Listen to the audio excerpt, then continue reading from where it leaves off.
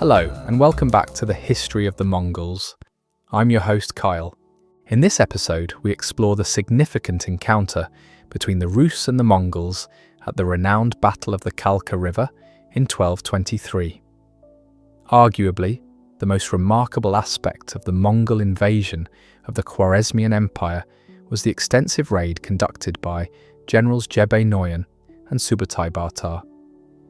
Their relentless pursuit of Khwarezm Shah Muhammad led them from present-day Uzbekistan across northern Iran, through the challenging terrain of the Caucasus Mountains, and onto the vast Eurasian steppe, ultimately reaching Ukraine. In May 1223, they confronted and decisively defeated a combined force of Rus's principalities and their Kipchak allies at the Kalka River before returning eastward. This extraordinary military expedition required Jebe and Subutai to navigate entirely unfamiliar cultures, languages, and territories, achieving remarkable success at nearly every juncture, with only a few exceptions. Over time, the Great Raid has become layered with legends and myths. In this episode, we aim to peel away these layers by examining contemporary historical research, offering clarity and fresh perspectives on this pivotal event in Mongol history. To provide context for this campaign, we should first revisit our discussion on the Mongol invasion of the Khwarezmian Empire, which was detailed extensively in the previous episode. Mongol forces initially reached the northeastern boundaries of the Khwarezmian Empire, located in present-day Kazakhstan, by late 1219. By March 1220, the Mongols had successfully captured the strategic cities of Samarkand and nearby Bukhara. These losses significantly undermined the authority and resolve of Shah Muhammad, the Khwarezmian ruler. Positioned in Balkh, just south of the Amu-Darya River, which served as the final natural barrier against the advancing Mongols, the Shah became overwhelmed by the prospect of confronting the Mongols directly. Consequently, he fled westward toward Iran, accompanied by a small group that included his son, Jalal al-Din Mingburnu.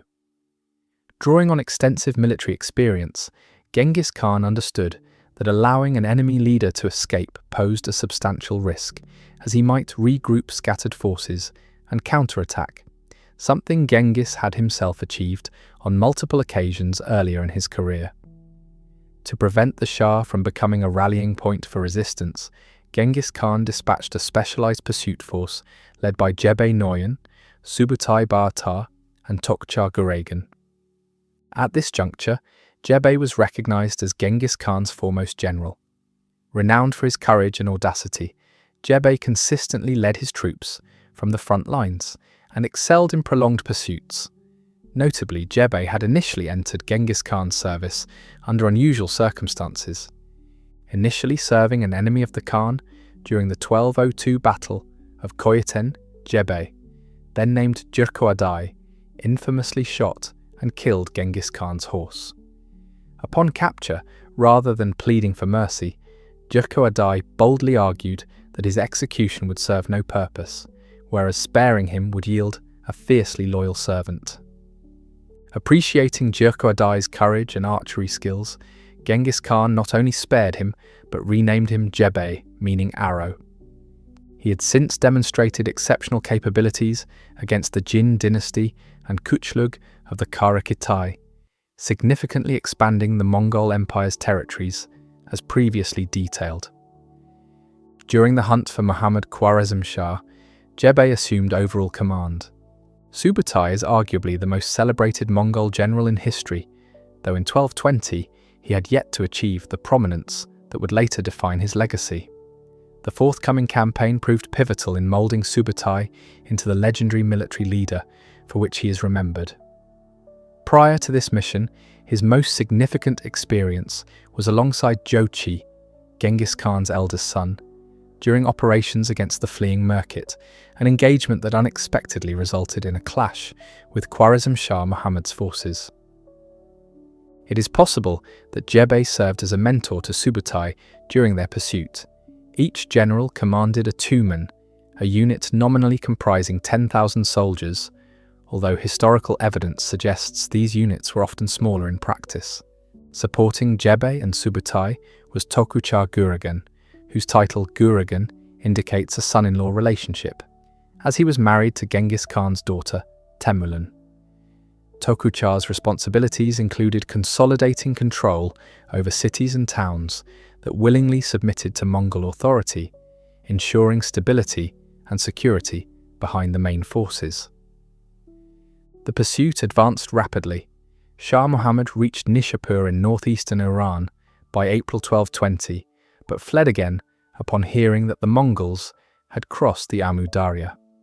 As Jebe and Subutai moved forward, they secured the submission of key cities such as Balkh, Saraks, and Nishapur itself in May. These cities received Mongol-appointed governors, were required to pay tribute, provide food supplies, and refrain from assisting the Khwarezm Shah.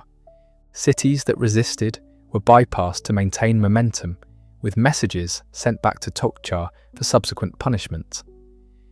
Nishapur initially experienced lenient treatment, but soon revolted after false reports of Shah Muhammad's victory circulated. In November 1220, Tokuchar attacked Nishapur and was killed by an arrow outside its walls.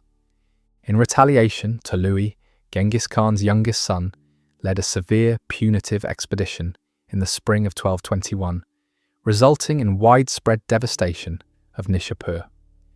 Sources recount the massacre of men, women, children, and even animals. Temülen, Tokuchar's widow, participated actively in the brutal revenge for her husband's death. After departing Nishapur in 1220, Shah Muhammad engaged in a desperate escape across northern Iran. Jebe and Subutai struggled to track him, ultimately splitting their forces into two columns to cover more ground before regrouping at Ray, near present-day Tehran.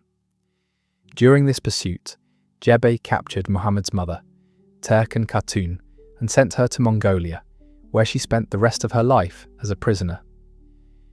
Muhammad's westward flight was hindered by his ongoing hostility with the Abbasid Caliph in Baghdad. As the Mongols closed in, Muhammad moved north to Hamadan. Historical accounts differ here. The Persian historian Juvaini suggests the Mongols narrowly missed Muhammad with their arrows at Hamadan, while Nasawi claims a direct battle occurred between Muhammad and the Mongols. If accurate, this confrontation marked Muhammad's only direct engagement against the Mongols during the campaign. Regardless of this event, Jebe and Subutai lost Muhammad's trail after Hamadan by the late summer of 1220. Muhammad had fled to a remote island in the Caspian Sea, accompanied only by a handful of loyalists and his sons. Physically and mentally deteriorated, suffering from pneumonia, Muhammad Khwarezm Shah died on the island in December 1220, ending his tumultuous 20-year reign amid violence and chaos. His son, Jalal al-Din, subsequently assumed the title of Khwarezm Shah, and his subsequent actions were detailed in our previous episode. Jebe and Subutai spent the winter of 1220 on Azerbaijan's Mugan plain. It is likely they soon learned of Shah Muhammad's demise as they began launching attacks on local kingdoms in early 1221. Historical accounts vary regarding this period. Some sources state they requested permission from Genghis Khan to continue their campaign during the winter, while others suggest they had received such approval from the beginning. By February 1221, their offensive had reached the Kingdom of Georgia. To provide context for the Mongol campaigns in this region, we'll briefly outline the political landscape of the Caucasus during the early 13th century. At this time, the Kingdom of Georgia stood as the dominant regional power, a status it had held since the early 12th century, largely due to the military and administrative reforms of King David IV the Builder. David's establishment of a robust military and extensive fortress system enabled Georgia to repel repeated invasions by Seljuk forces, solidifying its control over Greater Armenia and parts of northern Azerbaijan through vassal states such as the Muslim Shirvanshahs. South of the Shirvanshahs lay the Ildeguzids, a Turkic dynasty initially appointed by the Seljuks and longtime adversaries of Georgia. Recently, the Ildeguzids had recognized Khwarezmian supremacy.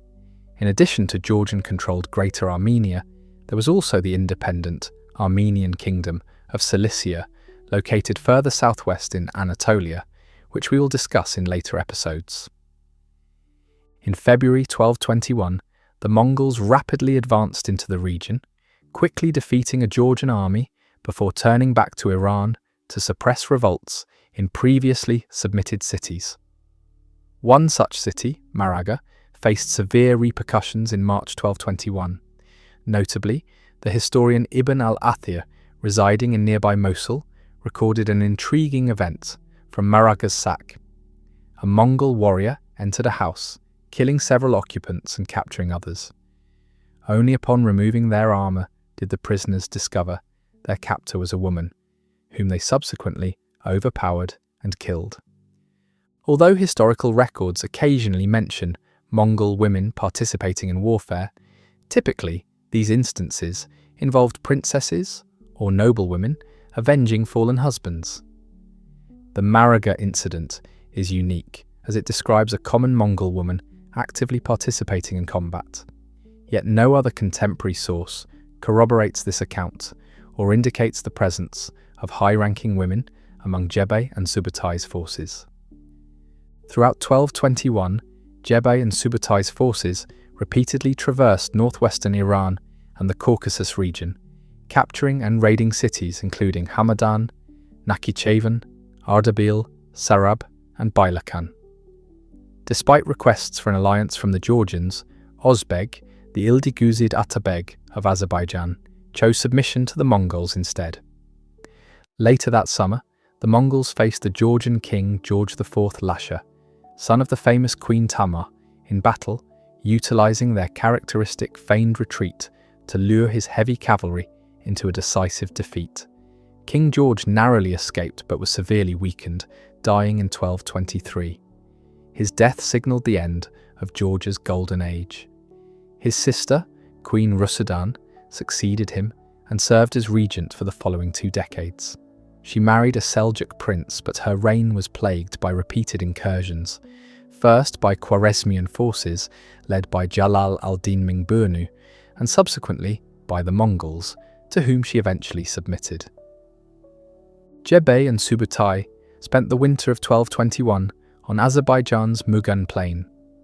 By this time, messengers they had sent earlier in the year would have returned from Genghis Khan with updated orders and confirmation of the death of Muhammad Khwarezm Shah.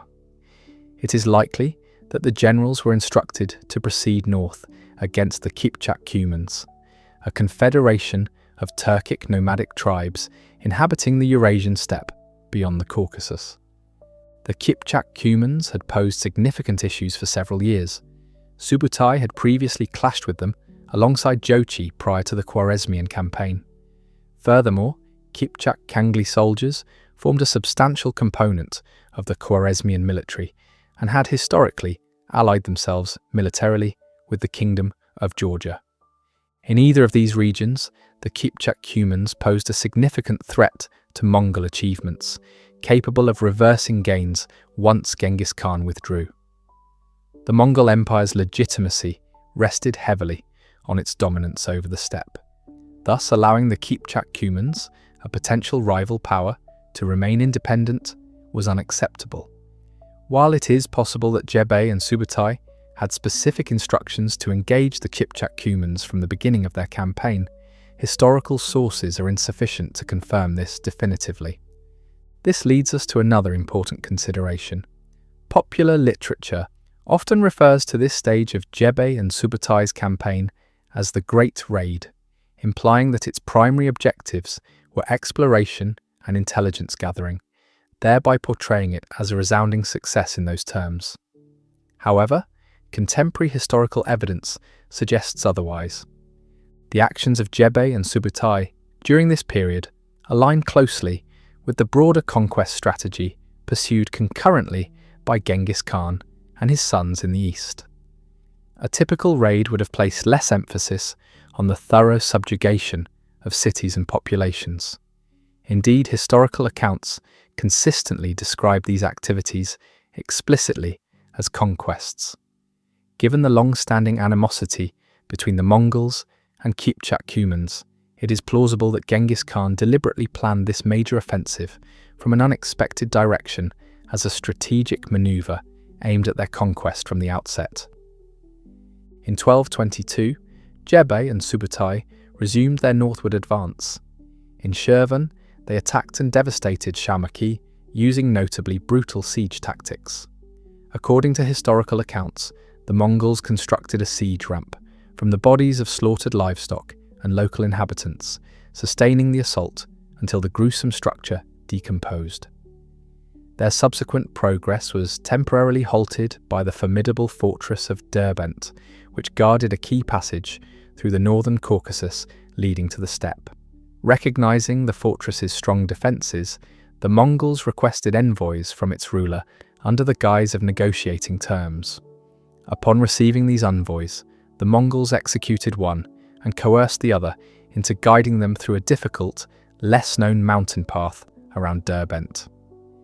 Upon exiting the mountains, Jebe and Subutai's forces entered the lower Volga steppe in the vicinity of modern-day Chechnya or Dagestan. There they encountered an assembled cavalry force consisting of the Alans, a nomadic Iranian group that had occupied the region since the era of Attila the Hun, alongside the Turkic Kipchak Cumans. It is likely that news of the Mongol rampage had reached the region through traders, Georgian contacts, or even the ruler of Derbent, prompting these tribes to prepare for potential confrontation. Facing a unified Alan-Kipchak army that was too formidable to defeat directly, the Mongols employed a strategy of divide and conquer.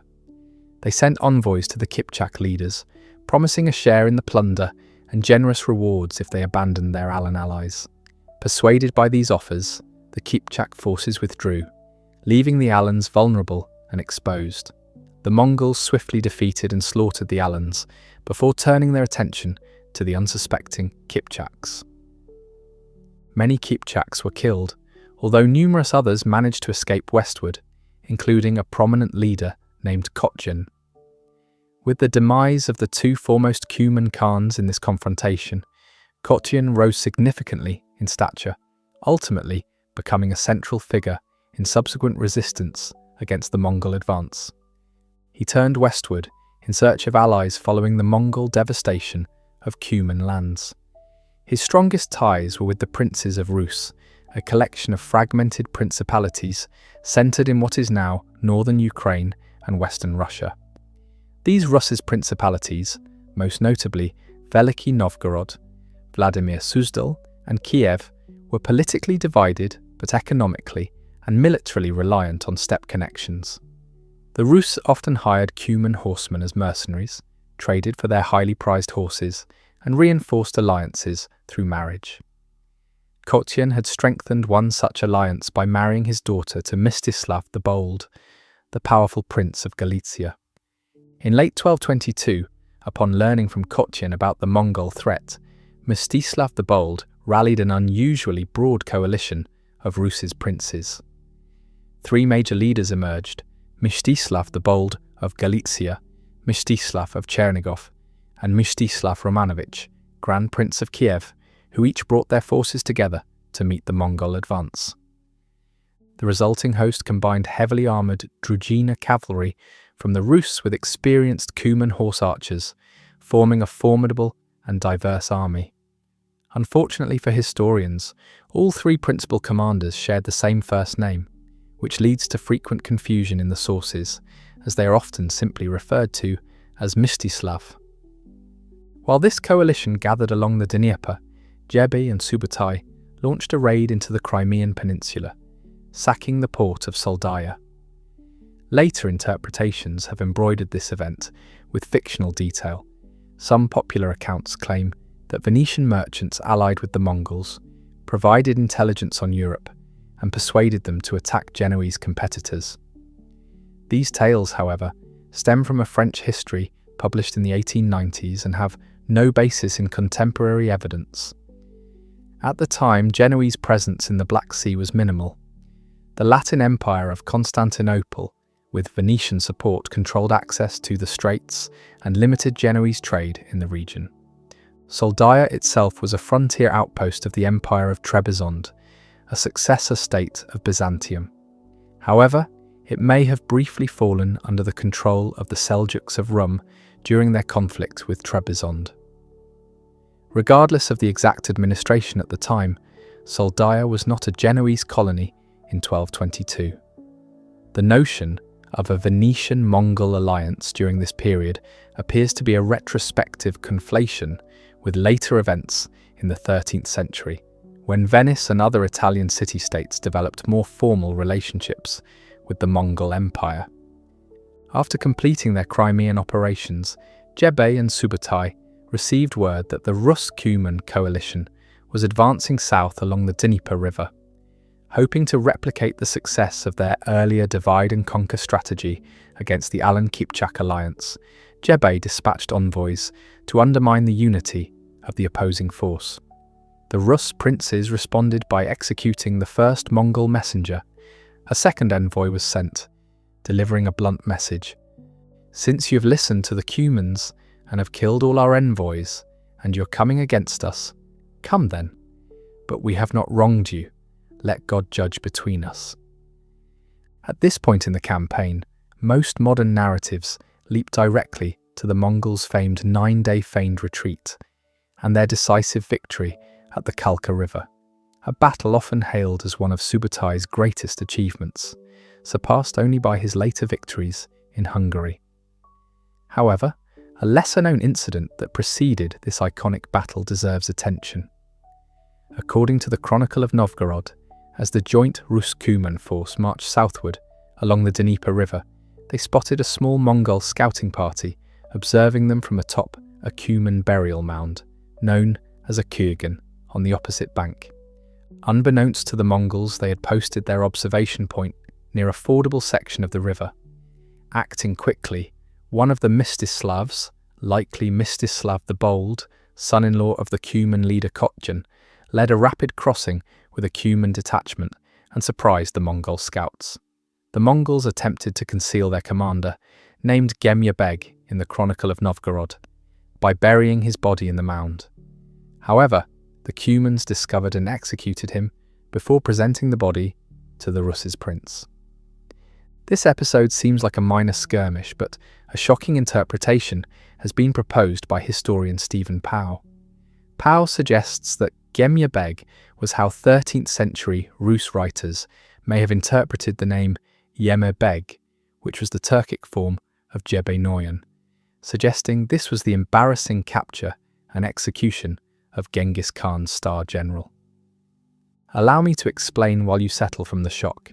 In most Western Asian sources, Jebe is referred to by the Turkic form of his name, with Beg, prince, the Turkic version of the Mongol title of Noyan. Jebe disappears during this campaign, last mentioned with certainty in the Caucasus, and his ultimate fate is left unrecorded by any contemporary source. It was not uncommon for Mongol chronicles to omit the deaths of high-ranking commanders. While later historians have speculated that Jebe may have died of illness during the return from the West, no medieval account explicitly states this. Given Jebe's well-known habit of leading from the front and taking bold risks, it is conceivable that he personally scouted the Rus and Cuman coalition and was captured in this ambush. To the Cumans, the capture of such a figure would have been a major triumph. The Rus chroniclers, although evidently aware that someone significant had been killed, may not have fully understood the extent of their success. If Pow's interpretation is correct, the implications are profound. Jebe's death at the Kurgan in May 1223 would mean that Subutai, nominally his subordinate, was suddenly thrust into sole command while operating deep in hostile territory. Under these conditions, what has long been viewed as a calculated feigned retreat might have originally been a genuine fallback maneuver to regroup and reassess the situation. Over the next 9 days, Subutai led a withdrawal across the steppe, with the Rus and Cumans in relentless pursuit. Observing the gradual fragmentation of the Allied force, particularly the faster Cuman cavalry pulling ahead of the slower Rus' units, Subutai saw an opportunity. Instead of confronting the full might of the coalition, he could isolate and destroy its components piecemeal. At the Kalka River, Subutai sprang his trap. His forces wheeled about and struck the overextended Cumans, who panicked and routed. Their retreat collided with the advancing Rus, throwing their ranks into disarray just as Mongol archers unleashed a devastating barrage. Mstislav the Bold of Galicia lived up to his epithet, but not in valour. He was among the first to flee, retreating to the Dnieper, seizing a boat and severing it from the bank, leaving his allies stranded. Meanwhile, Mstislav of Kiev attempted a last stand. He and a remnant of the army fortified themselves atop a hill behind a hastily constructed stockade, holding out for several days. Eventually, they were offered terms. Their blood would not be shed if they surrendered.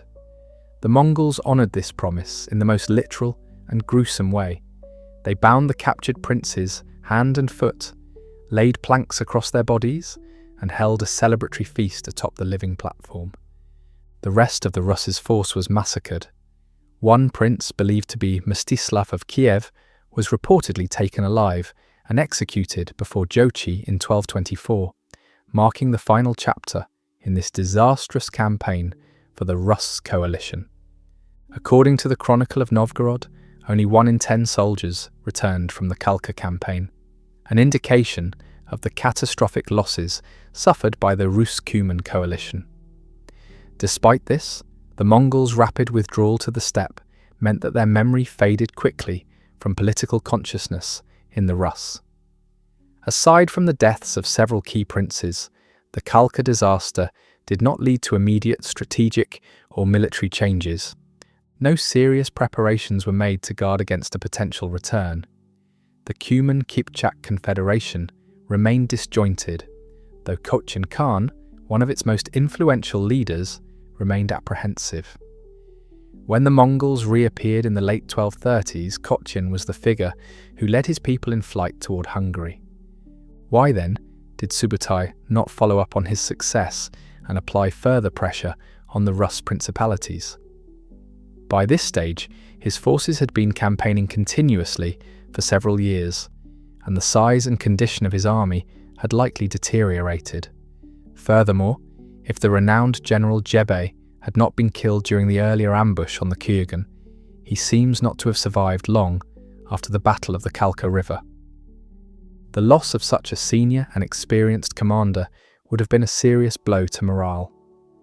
Although Subutai had routed the allied Rus' and Cuman forces, he had witnessed firsthand their ability to inflict damage and understood that any future return would require a much larger and more carefully prepared campaign. As a result, in the summer of 1223, he began the arduous journey back to Mongolia. However, the story doesn't end with his retreat. While many popular accounts conclude triumphantly with the Mongol victory at Kalka, Subutai's homeward march was disrupted by a surprising and little understood event, an ambush by the Volga Bulghars. This encounter remains poorly documented, and many modern accounts are riddled with speculation and inaccuracies. So who were the Volga Bulghars? The original Bulgar tribes were Turkic nomads of the steppe, first mentioned in historical records around the 5th and 6th centuries. For a brief period in the 7th century, under the leadership of Khan Kuvrat, they established a powerful polity often referred to as Old Great Bulgaria. Following Kuvrat's death, tradition holds that his sons led the Bulgar people in separate directions. One son, Asparuk, migrated westward and founded the first Bulgarian Empire along the Danube River, where his people gradually assimilated with local Slavic populations and adopted Christianity. Another Bulgar group moved north, eventually settling at the confluence of the Volga and Kama rivers. These became known as the Volga Bulghars.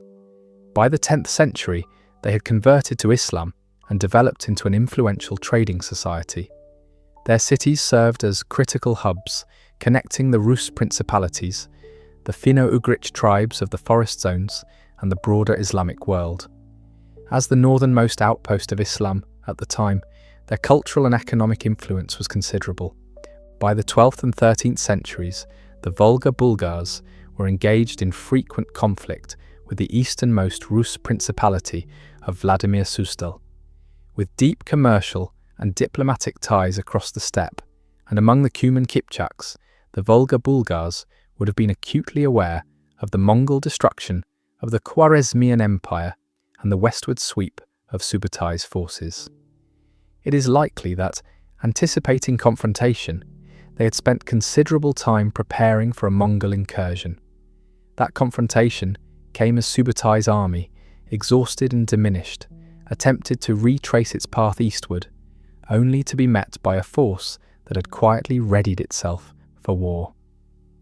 The battle with the Volga Bulghars is referenced only briefly across medieval sources, and our primary account comes from the Arab chronicler Ibn al-Athir, writing in Mosul during the early 1230s.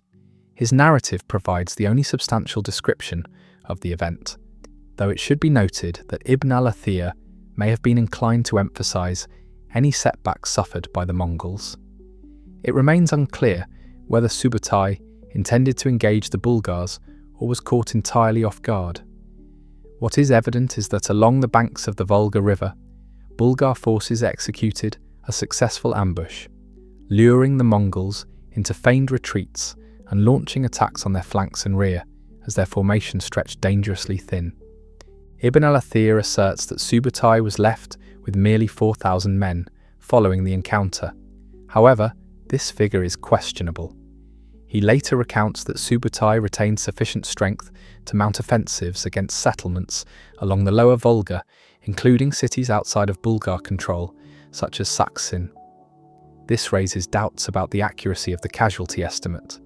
Notably, Jebe is entirely absent from this section of the narrative, an omission that may indicate his death had already occurred or that he played no role in the battle.